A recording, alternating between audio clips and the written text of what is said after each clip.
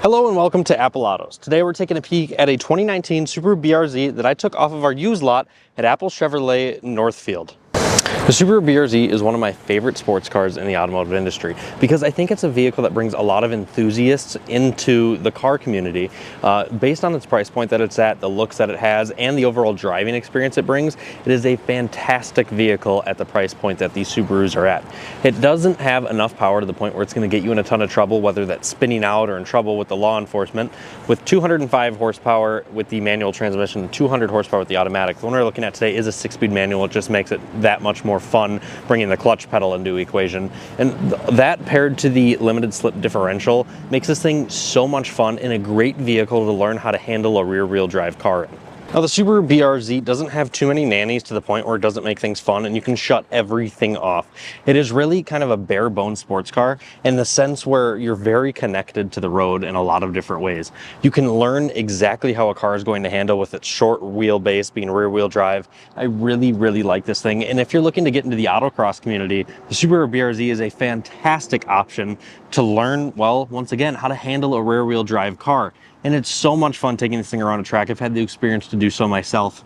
This car is truly amazing. And what I also really like about the Subaru BRZ is they're not too low from the factory. Now, the reason I say that, of course, they look good low, but you can drive one of these year round. I've seen a lot of people do it. You throw a set of winter tires on these and it's a ton of fun to throw one of these around in the snow. They're a really enjoyable car to drive. They get good gas mileage, that are pretty reliable, that are at a great price point, have a pretty awesome interior, some comfortable seats. They look really good.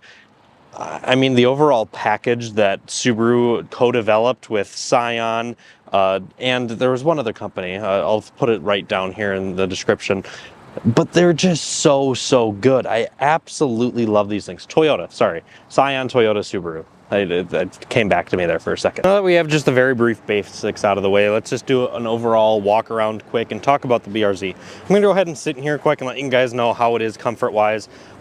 Because it is a little bit smaller looking of a car, I'm about 5'11". Sitting in here, one thing I did earlier accidentally, which it was not enjoyable at all, is with the window down, I actually stabbed my eye right on this window right here. So it's something you got to be a little bit cautious of when you're kind of bending your head in, because you have to kind of crouch down to get below the A-pillar here. So you just got to be cautious of that if you have your window down, I noticed. When the window's up, of course, it's not as big as an issue because you can see the window there, but I just wasn't paying attention to it and I bumped my eye, which hurt a little bit.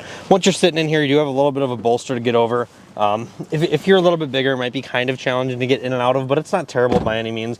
And once you're in here, it is a very driver-oriented feel, and you can clearly tell that it is made to be a driver's car. It has a really good visibility line just above the dash here. You can see everything. The blind spots are not terrible, and the way that the clutch and shifter overall feel, with the e-brake being right next to you, it's just very clearly a driver-oriented sports car, and they did a really good job with that. One thing I do really like on the dash, which I actually find to be pretty beneficial if you're autocrossing the car, is they have this torque and power band, like dyno graph, that is on the dash that goes up as you're accelerating and shows you where your torque and horsepower numbers are. I think that is super clever and something that more cars should quite honestly have. One thing I do believe looks a bit dated but is still fully functional, and I actually do like that they are analog dials, is just the climate control. It just looks a bit dated with the way that the lights are set up and some of these buttons here. However, it works really good, and I like that they are touch. I just wish that the displays were maybe a little bit more updated. One thing I do find a little bit strange is this head unit here. When I first got in here, I actually thought this was an aftermarket head unit, but this is the factory Subaru head unit. Just the way that it's kind of put in here, it looks like it's aftermarket. However, the overall design of it and the way that it functions is flawless. It works really well, but it just looks kind of out of place, I'm not gonna lie. The only other thing I have to say about the interior of the Subaru, but I can't be too picky with the price point that this vehicle is at, I wish that they would have concaved the dash a little bit so it would have been slightly tilted more towards the driver. With it just being so flat, it kind of gets a lot of reflections, and it would feel a bit more driver-oriented if it tilted towards you a little bit. Other than that, the overall interior of the BRZ is quite impressive for the price point that it's at, and it feels really nice in here.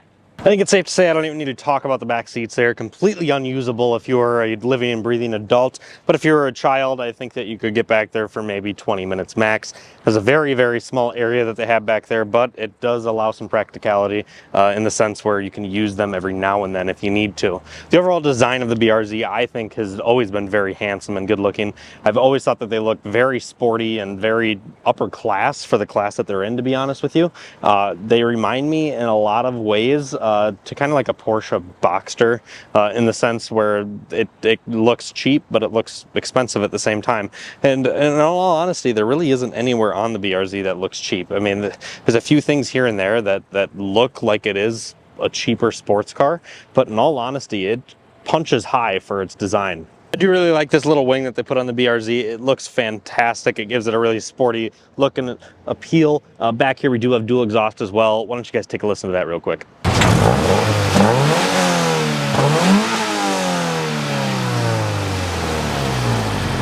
Now the Subaru BRZ does have a decent amount of trunk space. However, it has a very narrow opening, but it is deep, so it does make it somewhat practical. And that's why I think that this is probably one of the most fun daily drivers that you could buy, in the sense where it gets great gas mileage, it's reliable, ton of fun to drive, you can track it.